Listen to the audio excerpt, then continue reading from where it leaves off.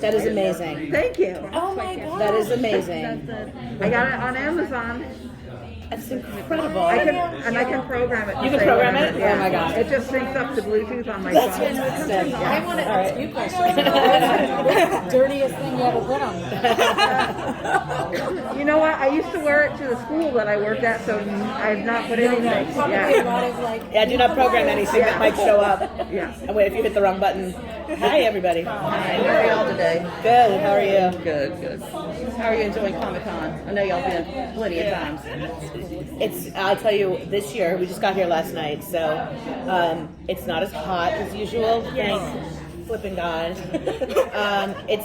It seems like the streets are livelier, but the halls are quieter, so it's really interesting. I'm used to, I'm usually with the big 9 CW shows, and so there's Riverdale people and Vampire Diaries people crossing paths in in hallway A or whatever, and this is nice and kind of calm, but still everybody's really engaged and really excited to be here. My first question is, how different or similar has it been adapting another vampire book into a series? This one is actually been a very different process because when we started with Vampire Diaries, Kevin and I read the first book.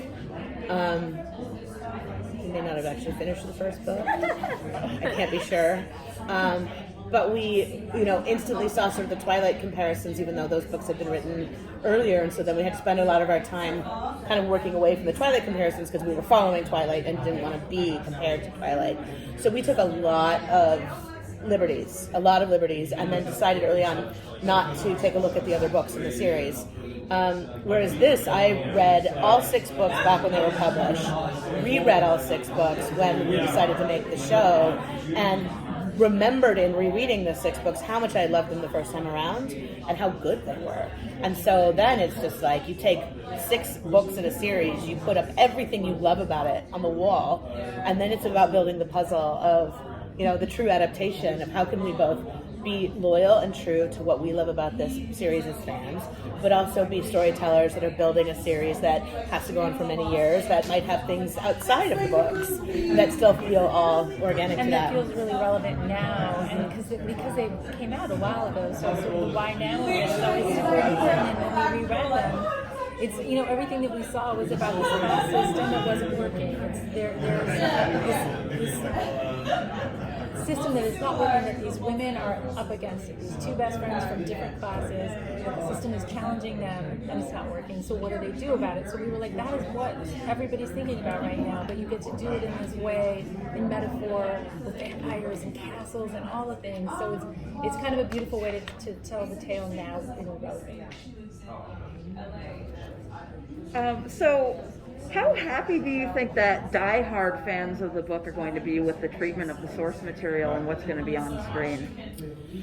It's a good question because I don't want to speak for them. We have spent this whole last 2 days talking about how important their love for the books is to us and how important our love of the books is to the show. That being said, there is a lot of stuff that we made up out of our own heads. Always in the spirit of what Richelle did in the books, always. But, it's 15 years later, we, wanted to make sure there was queer representation in the show. We wanted to make sure there was all kinds of inclusivity in the show, that we really did attack the class bias and the elitism, and with a much heavier hand than perhaps she did in the books. And we also had a lot of fun in the decisions we did make to, for example, tell the first episode in a different order than the first book. With that came losing certain things, punting them down into future seasons, or bringing things from book 6 or 5 up into the first season. So I guess if someone's looking for a faithful adaptation, filled with all this, everything that they had in the books, they're not going to get that. But I think that they'll see that everything that's in there is within the love and spirit of the books themselves. If that makes sense. Yeah, I think it does. I think we love the characters. I mean, why I love the book. So again, I can't speak for everybody. These characters are so compelling and I love them. Like I love Rose Hathaway. I love Lissa Dragner. I love these. So that love comes through, and I think that the spirit of who those people are and how they behave with each other is really there. So is the romance that you brought up. Like nobody was like, maybe Rose and Dimitri shouldn't get together. Yeah, there's none of there's that. none of that. Oh no, oh no. Like as you say, canon. Some stuff is canon. So we're very, very true to that. But I also think, I mean, I love adaptations. I love to see, all the Jane Austen adaptations. There's like 20 of every single one, and I love to see all the different ways in that people go. So if you're somebody who loves the characters and is a little open to saying, here's this world we set it in, and there's all this truth and all this affection for the source material, because she did a brilliant job, Richelle Mead. I think they'll come along. I think we'll win a vote. They'll come along for the ride. It might be at first a little like, like grr, and then like, ooh, and then, I could see that being the journey. Thank you. What are you excited for the fans to see the most? I think it's a grab bag of things. One, like personally, I'm really excited to show off Rose and Lissa, because we worked really hard on their friendship, and we worked really hard on casting, and we worked really hard on chemistry and making sure that we were being true to that relationship. And so we really think we did it and are excited about it. I, of course, am excited for people to meet Dimitri. I'm terrified for people to meet Dimitri, because Dimitri is not the swashbuckling, long-haired, sexy Russian. But, I mean, he's great. If you're not going to find a sexy Russian, then you got the next best thing. I think we did okay there. Yeah, I think we did just fine. Also, just the setting, like it is magnificently beautiful. We have great artisans working on everything. Just when you see the costumes, when you see the setting, when you see the quality of the production, I feel very proud of that. I feel like it's visually sumptuous, and it's really set in its own unique world. It's like a world we haven't seen before. So we talk about it being both set in the ancient and modern world. It's this separate society that's kind of come up differently, and I just feel like it's unique, and so I'm excited for people to see that. I can't wait to hear people's feedback. I'm really excited. Like, I always wondered what the royal court would look like when I read the books, right? Exactly. And in my head, I'm like, well, there'd be a castle, obviously, and then there'd be like streets, and probably they'd be cobblestone, because it's royal court. And would there be like dress shops? Would there be boutique? Like, what would it look like? And then we get to this Olite, this town that has a castle on it, and cobblestone streets leading away from the castle with little shops, and I'm like, we found that we don't even have to create the royal court with visual effects. We found it all in the same location, and it's so exciting. And we made our own currency. We decided that the money should be called mirrors instead of dollars, like Vladimir mirrors. So we have money that's unique to the show. We have a language that's unique to the show. The Old Moroi is in all their religious scripture. That we had the guy that created the Dothraki language from Game of Thrones created our Old Moroi language, so you could actually translate your name into Old Moroi lettering, which I think maybe one day will be a social media app. We just have fun with all that stuff, and so I'm really excited to show it off. So kind of expanding on what you were talking about, are you going to expand the lore of the book, or continue and make your own lore in the series? I think we're not gonna restrict ourselves from taking a right or a left turn that is outside of the books. But we are always going to be keeping the books in consideration before we do those things. Can this fold into a story that was in the books, that we can, even though we want to tell this kind of story, maybe we marry those two ideas together and we stay closer to what's on the page, or maybe we go far left, like we've talked about wanting to go to the compounds. The commune. Sorry, the communes. No, compound is my retirement fantasy. We've talked about going to the communes, To where we actually see all of that. Yeah. And it's all that, but that's still really rooted in the lore. That's what's great about the books. There's so much in the books, so much in the stories that are there, that it may be a left turn in terms of something we haven't seen in the books, but it really does spring from those books, from that. Yeah. Thank you. I have something. Oh, okay.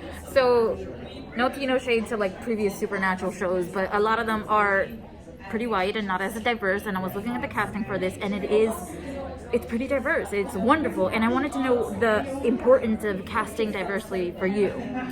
Oh, well, I mean, my God, talk about somebody who really had a hard lesson to learn early on, you know. I think I come from a generation of television showrunners who sort of followed the rule of colorblind casting and make sure there's, you know, a couple people that aren't white and then everyone goes on with their lives, you know. And that ultimately was a real mistake then, and it had a negative impact on storytelling itself, because then not prioritizing it on the screen then meant you weren't prioritizing it in your writer's room, and you weren't prioritizing it on your crew, and you basically just had a bunch of white people making TV shows about white people, myself included. So representation has been my biggest priority pretty much since I woke up to realize that I'd been doing it all wrong. And this show is sort of like the peak of that, because or the top of that hill thus far, because what we had to do on this show is not only did we say, look, you know, this show needs to not be just filled with a bunch of white Americans. This show needs to feel global. This show needs to represent a lot of different faces and a lot of different cultures. But also, then we had to really debate, like, should Rose be black? Because Rose is in a submissive position. She's in essentially indentured servitude. And if Rose is black, then are we accidentally saying something we didn't mean to say? And we debated this for hours in our writer's room, which thankfully was filled with wonderful black people, and even they would say, one of them would say, I don't think so. I don't think she should be, because I do think it's the wrong message. And somebody else would say, I want my daughter to be able to see this heroine on screen who looks like her, and I don't care about anything else. And I would consult people outside of the show and ask the question, people who deal with this kind of question a lot. And the ultimate answer was for us is Cece Stringer is Rose. She's wonderful. Period. End of story. She's clearly the best person for this role. So now, what do we do to make sure that we don't put Cece into a Bonnie Bennett situation?